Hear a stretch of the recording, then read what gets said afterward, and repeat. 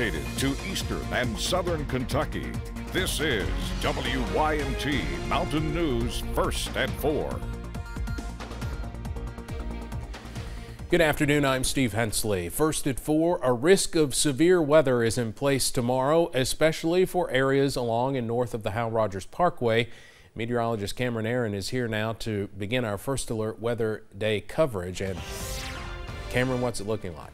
Yeah, Steve, some good news. No severe storms as we go into this afternoon or this evening or tonight for that matter, but we are tracking possibly a few strong storms by tomorrow. Let's go to First Alert Pinpoint Doppler, and you can see we are tracking some moisture on this Wednesday. Some more hit or miss rain showers on the way as we go into this evening, zooming into a few heavier downpours, pushing out of Lee County into Wolfe County close to Kempton. Also a few heavy pockets of rain south of Irvin for Estill County, and a similar story for portions of Leslie County just to the south of downtown Hyden, pushing towards parts of Perry County, and a few more light showers close to Lake Cumberland for Wayne County, moving into Pulaski, McCreary, and Whitley counties at this hour. Also mild on this Wednesday, most of us in the upper 60s to lower 70s, up to 71 for Jackson, 70 for Pikeville, also Grundy, and 70 also in Manchester and Harlan at this hour. But we could see possibly a few strong storms as early as tomorrow. This is the latest update from the Storm Prediction Center, a level 2 slight risk of severe weather from Mount Vernon to Hazard to Pikeville and back to the north. Notice a level 3 enhanced risk of severe weather for far northeast Kentucky pushing into Ohio, also parts of West Virginia. So I do think the better chance for severe weather will stay just to our north and east, but still watching out for possibly a few strong storms by this time tomorrow. This evening, though, if you have those plans, no severe weather issues, but we are tracking some more hit or miss rain showers, and we stay mild as we go into this evening. Lows in the middle to lower 60s. More details on that storm threat coming up in just a few minutes. Steve?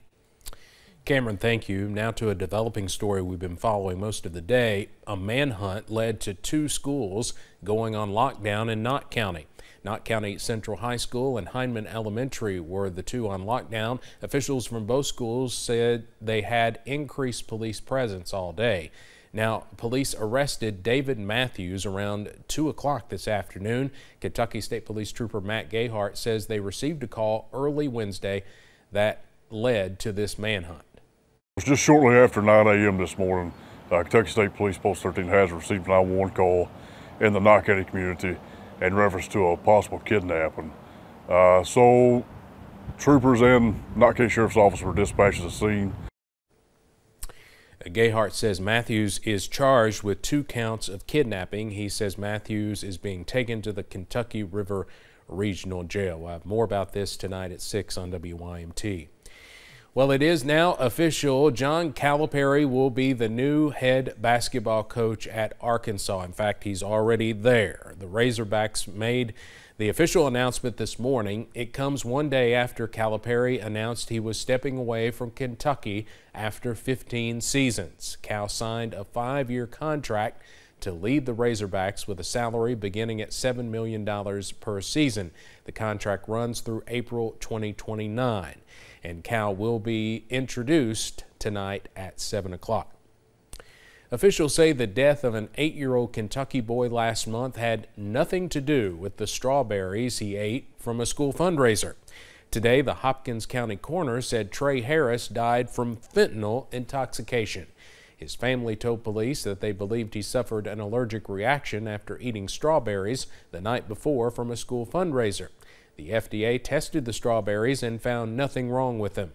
Trey's stepfather, 33-year-old Antonio Person, was arrested last month for trafficking fentanyl and other drug and gun charges. He's now charged with manslaughter. Arizona is now poised to join 17 other states that have imposed near total bans on abortion since Roe v. Wade was struck down. The Arizona Supreme Court ruled a 160-year-old abortion ban is now enforceable with no exceptions for rape or incest. CBS's Natalie Brand has the latest from Washington, D.C.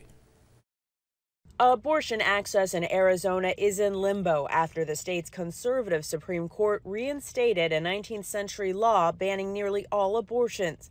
While a lower court reviews the law's constitutionality, the state's Democratic governor is blasting the ruling. This is a devastating decision that will have huge consequences. Governor Katie Hobbs is calling on the state legislature to repeal the ban first enacted in 1864 before Arizona even became a state. They could gavel in today and make a motion to repeal this ban, and they should do that. I'm hopeful that they will.